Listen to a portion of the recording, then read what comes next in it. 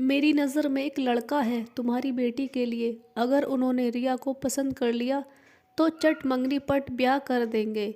रिया 25 साल की हो गई है। उसकी साधारण शक्ल सूरत के कारण उसे कोई पसंद नहीं कर रहा। इसलिए मैंने सोचा कि मैं ही लड़के बालों से बात करके तुम लोगों के सिर से बोझ हल्का कर दूं। शोभा जी ने अपनी देवरानी नीतू से कहा। लड़का क्या करता है भाभी? नीतू ने पूछा। प्राइमरी स्कूल टीचर है। 20 से 30 हज़ार रुपये महीना कमाता है। घर द्वार भी छोटा सा है। हम अपनी रिया को ज़्यादा ख्वाहिशें तो है नहीं। पति के घर में जो मिल जाए उसी में गुजारा करना होगा। अब रिया हमारी बेटी प्रेरणा की तरह चांद का टुकड़ा तो नहीं कि जो उसे देखे तो देखता ही रह जाए। प्रेरणा की सुंदरता से मोहित होकर उसके ससुराल वालों ने उसे बिना दान दहेज के देखते ही पसंद कर लिया था। इस सुंदरता के बल पर देखो आज कितनी सुखी है मेरी बेटी। अपने ससुराल में राज करती है। बड़ी बड़ी गाड़ियों में आना जाना, बड़े बड़े लोगों के बीच बैठना, गहने और महंगे कपड़े से सजी मेरी बेटी एकदम महारानी लगती है। अब ज़्यादा क्या बोलना, मेरी ही नज़र न लग जाए। मेरी बेटी को बड़ी मुश्किल से रिश्ता लाई हूँ रिया के लिए। देखना, इससे पहले 4-5 बार लड़कों वालों ने रिया को देखते ही रिश्ते से इनकार कर दिया था। शोभा जी ने कहा। रिया के माता पिता शोभा जी की बातें सुनकर चुप रहे। शोभा जी और नीतू दोनों एक साधारण परिवार की बहू थी। रिश्ते में देवरानी जेठानी थी। शोभा जी की बेटी प्रेरणा जो बहुत खूबसूरत थी और घर पर छोटे बच्चों को ट्यूशन पढ़ाती थी। पढ़ने का उसे बहुत शौक था और बड़े घर का रिश्ता आया तो कोई कारण ही नहीं था इनकार करने का। तब चट मंगनी पट ब्याह हो गया। शोभा जी तो बड़े घर की बेटी का गुणगान कर बावरी हुई जा रही थी। शोभा जी को विश्वास ही नहीं हो रहा था इतने अमीर घर का रिश्ता उनकी बेटी के लिए आया है। प्रेरणा अपनी बड़ी कार में आती है तो मोहल्ले के बच्चे बड़ी कार को छूकर भाग जाते। ड्राइवर बच्चों को डांट कर भगा देता। शोभा जी और उनके पति मोहल्ले में अपनी नाक ऊंची देखकर गर्व करते हैं। हर वक्त बेटी की संपन्नता का गुणगान करते हैं। यहाँ तक तो ठीक था, पर अपनी बेटी की किस्मत के आगे किसी को भी नहीं समझती अपनी देवरानी की साधारण शक्ल सूरत की बेटी। रिया पर हमेशा तंज कसती रहती हैं। आरब और उसके माता पिता रिया को देखने गए। रिया को देखने के बाद आरब के पिताजी ने कहा, हमें आपकी बेटी पसंद है। शादी बिना दान दहेज के और कुछ करीबी रिश्तेदारों और मित्रों की मौजूदगी में होगी।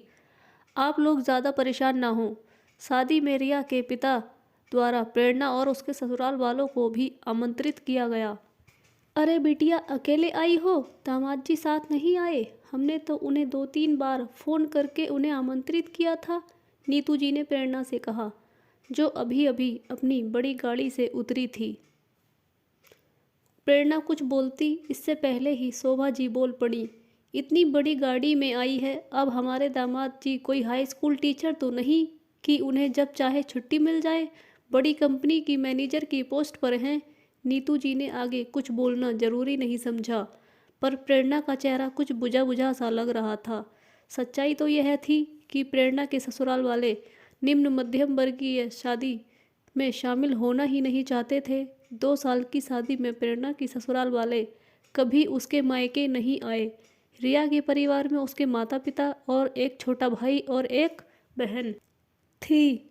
उन्हीं के घर से लगा शोभा जी का परिवार था। रिया जब पहली बार मायके आई तो उसके चेहरे की रंगत ही बता रही थी कि वह ससुराल में कितनी खुश है। कुछ दिनों बाद उसके पति आरब उसे लेने आए। उसे उसके साथ सास नहीं आ सकती थी। सबके लिए उपहार भिजवाए थे। वह उपहार छोटे थे पर देने की भावना बड़ी थी। आरब भी घर के सदस्य की तरह व्यवहार करते थे, ना कि मेहमान बनकर रहते। दामाद जी, खाना लग गया है, खाना खाने चलिए, रिया की माँ ने आग्रह करते हुए कहा। आप सबकी थाली कहाँ है? केवल 3 थाली देखकर आरब ने पूछा। दामाद जी, पहले आप, रिया और रिया के पापा खा लीजिए, फिर हम सभी लोग खाना खा लेंगे। मैं गर्मा गर्म पूड़ी बनाकर लाती हूँ। आप बैठिए, खाना ठंडा हो जाएगा। रिया बोली, नहीं माँ, हम सब साथ खाना खाएंगे। सारा खाना आप बाहर ले आइए, हम सब नीचे बैठकर आराम के साथ में खाना खाएंगे। मुझे अपना बेटा ही समझिए, कोई औपचारिकता करने की ज़रूरत नहीं है। सभी लोग रिया के पति के सहज व्यवहार से बहुत खुश थे। शोभा जी भी वहाँ मौजूद थी। तभी खाना खाने के बाद रिया अपनी माँ की मदद करने किचन में जाती है, फटाफट बर्तन मांजने लगती है। उसे देखते ही शोभा जी ने तंज कसा। हाँ, ससुराल में भी बर्तन मांजने की आदत तो छूटी नहीं होगी। काम वाली तो होगी नहीं वहाँ तेरे लिए, तो मायके और ससुराल की स्थिति में कोई अंतर ही नहीं होगा, इसलिए मायके में भी लग गई काम में। जी बड़ी मम्मी, ससुराल जाकर भी मुझे लगता ही नहीं है कि मैं ससुराल में हूँ। बिल्कुल अपने घर की तरह लगता है, हर बात की स्वतंत्रता है। वहाँ भी मेरी सास मेरी माँ की तरह मेरी पसंद का पूरा ख्याल रखती है, साथ बिठाकर खाना खिलाती है। हम साथ मिलकर सारा काम हंसते बतियाते कर लेते हैं। जैसे मायके में हैंडमेड बैग, टेडी बियर वगैरह बनाया करती थी, वैसे ही अब ससुराल में बनाती हूँ। मेरी सास भी मेरी मदद करती है, रिया ने तगड़ा जवाब दिया। कुछ दिन आरव रिया के मायके में रहा, लेकिन दामाद नहीं बेटा बनकर। कुछ दिन बाद नीतू जी सूटकेस में कपड़े रख रही थीं। कहाँ जा रहे हो तुम लोग नीतू? शोभा जी ने घर आते ही पूछा। भाभी मैं आने वाली थी आपको बताने, रिया की सास ने रिया के जन्मदिन पर पूजा रखी है और हम सबको आमंत्रित किया है। उनके कुछ लोकल करीबी रिश्तेदार और हमें ही आमंत्रित किया है, बहुत मन से बुलाया है। इसलिए 2 दिन के लिए रिया के ससुराल हो आते हैं, रिया भी खुश हो जाएगी, नीतू जी ने कहा। शोभा जी सोचने लगी कि उनकी बेटी प्रेरणा के ससुराल के किसी भी आयोजन में उन्हें शामिल तो नहीं किया जाता। एक बार नीतू जी की तबीयत बहुत ज़्यादा ही खराब हो गई थी, बुखार उतरने का नाम ही नहीं ले रहा था। उन्हें हॉस्पिटल में एडमिट किया गया। खबर लगते ही उनकी बेटी रिया, दामाद, रिया की सास उन्हें देखने आते हैं।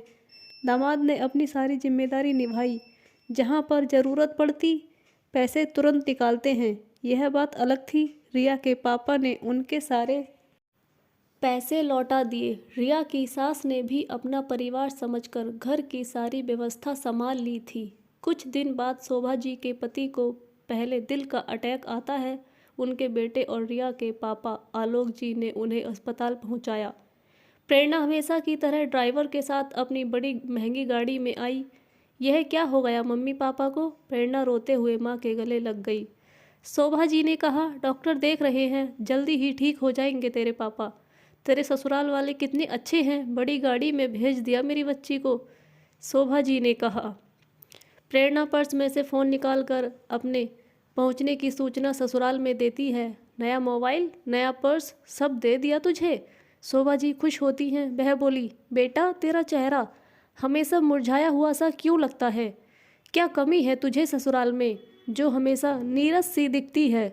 शोभा जी ने प्रेरणा से पूछा। मम्मी, आपको मेरे ससुराल की शान शौकत तो दिखाई दे रही है, परंतु बेटी का दुख कभी दिखाई नहीं दिया। प्रेरणा माँ के सामने बिलख पड़ी। मेरे पास महंगे कपड़े हैं, पर मुझे 1 रुपया भी इजाज़त के बिना खर्च करने की आज़ादी नहीं है। महंगी गाड़ी तो दे दी, पर मेरे साथ मेरे गरीब मायके में आने को कोई तैयार नहीं है। मेरे पति को तो घुट्टी पिलाई गई है कि ससुराल जाने से दामाद की इज्जत घट जाती है। आपके दामाद जी तो हमेशा अकड़ में ही रहते हैं। ससुराल में पार्टी आयोजन तो बहुत किए जाते हैं, लेकिन मेरे अपनों को आमंत्रित नहीं किया जाता। मेरे माँ बाप को मेरे घर आने की इजाज़त नहीं, मेरी पसंद को कोई महत्व नहीं दिया जाता। मुझे बच्चों को पढ़ाने का शौक़ है, लेकिन मुझे इसकी इजाज़त भी नहीं दी जाती। आप हमेशा कहती थी ना मेरी बेटी, रिया के भाग्य में कोई सुख नहीं, न मायके में पैसा देखा और न ससुराल में। पर माँ, मैं जानती हूँ रिया बहुत भाग्यवान है। उसके दोनों हाथों में लड्डू हैं, मायके में भी प्यार और इज्जत और ससुराल में भी। और क्या चाहिए? इंसान तब अमीर होता है जब उसका पूरा परिवार उसके साथ हो। मैं कभी ससुराल में खुश नहीं रही माँ। पैसों में बहुत गर्मी होती है, सबसे पहले रिश्ते जलकर राख होते हैं। मेरे ससुराल में मेरा परिवार साथ बैठकर भोजन तक नहीं करता, सब अपने अपने कमरे में खाते हैं। पिता बेटे, भाई भाई, सब में मन मुटाव है। मुझे तो गरीब घर की बेटी होने के कारण महत्व नहीं दिया जाता। मेरा बार बार आत्मसम्मान आहत होता है खाना बनाते समय। बात बात पर मायके की कमतरी का ताना दिया जाता है। बहू, अपने मायके वालों की तरह कंजूसी मत किया करो। आपके द्वारा भेजी गई मिठाई सीधा ड्राइवर या माली को दे दी जाती है। अरे यह भी क्या बात हुई? उन्हें नहीं खाना तो ना खाएं, मुझे तो खाने दें मेरे मायके की मिठाई। मेरे ससुराल वालों की अमीरी देखकर अब मुझे शर्म आती है। कोई बात पसंद नहीं हो तो प्यार से भी तो समझाया जा सकता है। हर बात में मायके वालों को ताना देना तो ठीक नहीं। माँ, रिया का पति सही मायने में अमीर है। मैंने रिया के चेहरे पर सच्ची मुस्कान देखी है, क्योंकि उसके पति ने उसे प्यार के साथ साथ सम्मान भी दिया है। साथ साथ उसके मायके वालों को भी दिल से अपनाया है। हाँ बेटा, तू ठीक कह रही है। रिया बड़े दिल वालों के घर में खुश है। खुशियों को पैसे से नहीं तोलना चाहिए, शोभा जी ने कहा। दोस्तों, सिर्फ अमीर घर में शादी करने से बेटी को संसार का सारे सुख नहीं मिल जाते। अगर ससुराल में बेटी को सम्मान और अपनापन मिले तो वह छोटे घर में भी खुश रहकर बरकत ऐसा सब कुछ कर लेती है। आपको कहानी कैसी लगी कमेंट में ज़रूर बताएं। वीडियो को लाइक और शेयर करें और चैनल को सब्सक्राइब कर लें। धन्यवाद।